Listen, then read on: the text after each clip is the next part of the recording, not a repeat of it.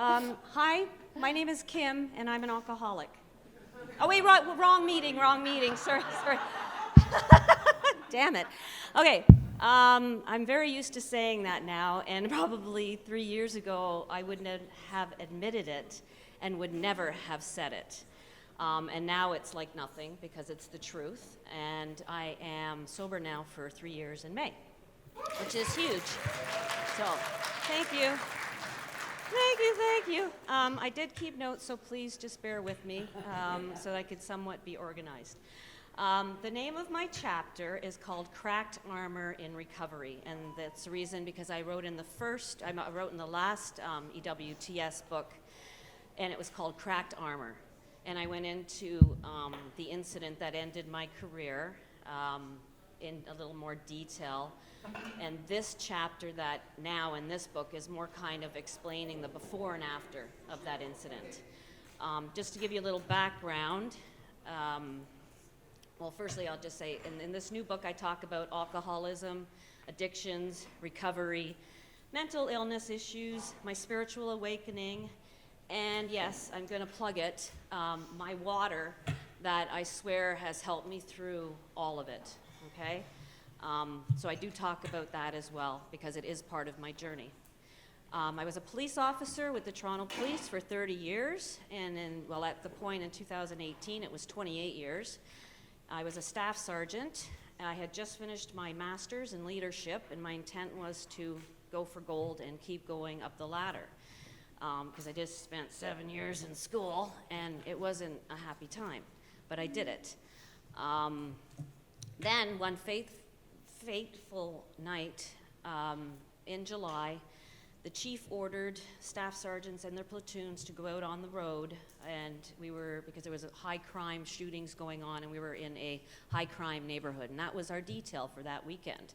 And I was on the road with them, which typically I'd sit behind a desk at this point, because that's where I put my ass, so I wouldn't have to look at all the horrible things anymore. So here I am, I just finished my Mr. Submarine, and I'm like counting down the hours until I can go home. I'm in my own car when a citywide assist call came over for a mass shooting on the Danforth. Maybe you've heard of it on the news. And it was my team, one of many, but my team was one of them that got called down. That wasn't our area. We were in North York at the time, but we all proceeded to go down there. Now, after 28 years, and I worked in Regent Park, I worked in Rexdale, I worked in some really rough areas, and I was on the road, and I was doing the job.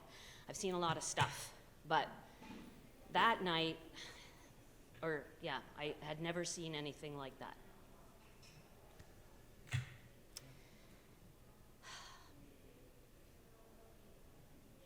At that point, I had a diagnosis 6 years prior of PTSD and anxiety.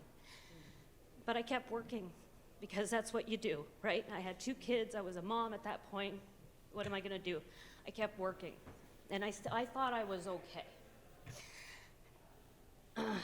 And then that night, everything wasn't okay. And from there, I spiraled down.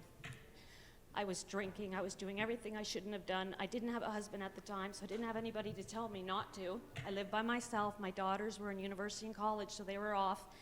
And I could rule the world because I had the cash, I had the means, I had everything, as you women know, right? We want something, we're going to make it happen. And I wanted to drink because I wanted to make the hurt go away.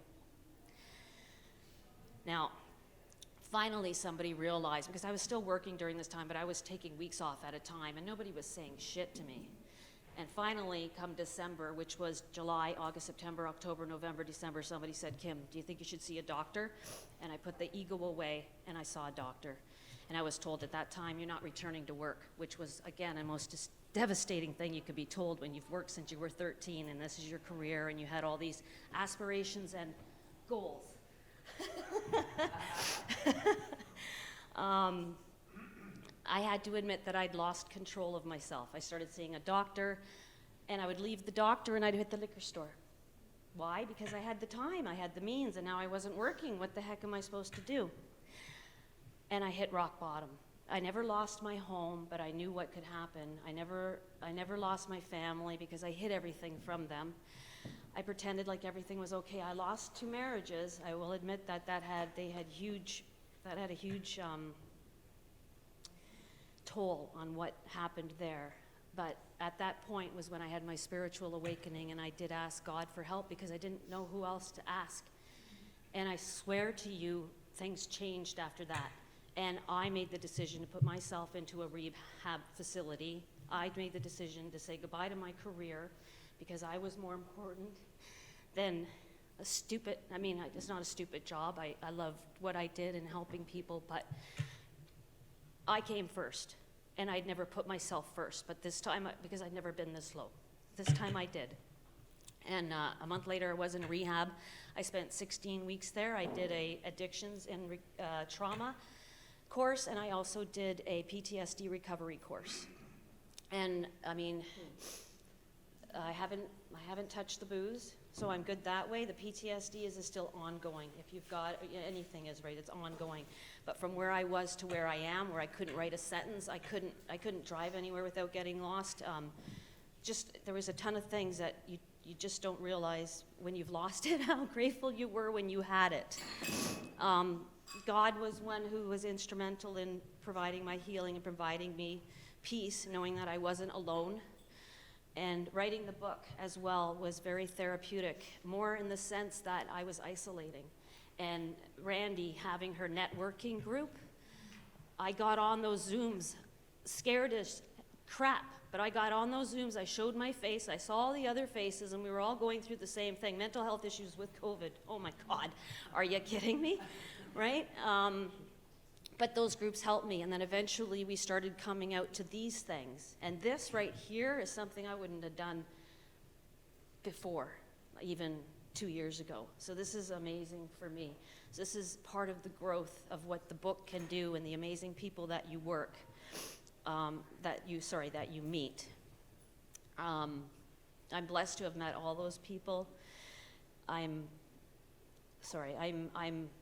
blessed to be here with one of the ladies who stuck behind me for the last 3 years in believing in that product that helped me through my healing. And that's why we're here today, and that's what I'm doing now. I never thought in my retirement that I would be doing a network marketing endorsement of a product. Never, ever, ever thought that. But as a lot of people here that I've met before, you find something and it works for you, and you have such passion, and you just want to help people. Screw the money, it's the helping part, because there's many, many different things that can help, and that's what we're doing. So go see Julie if you want after this, and sign up for a free water trial and see what it could do for you. Am I done? Am I 10 minutes off? No, Sue? we have time. Sorry, okay. Okay. When I was first asked to write the book, I told Annie I don't think my story is worthy, and I've heard a lot of that today, because, oh my God, I mean, you hear horrendous things, right? You hear horrendous things, and I didn't think my stuff was so horrendous.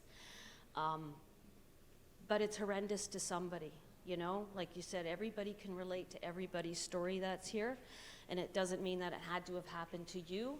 It's just, it's how that person reacted, how they came through it, how they, just the inspiration that you get just from hearing that alone is why we do this, is why we make these, is why Randy makes these books with Annie, so that everybody can get that little bit that they need.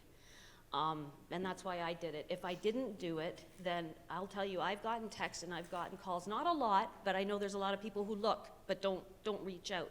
But for the ones that have reached out, that makes me feel good, and I know that's what all of you just want. You just want to help somebody. And if I hadn't have put my words on paper, then, or done the podcasts, which I've never done in my life either, I wouldn't have been heard.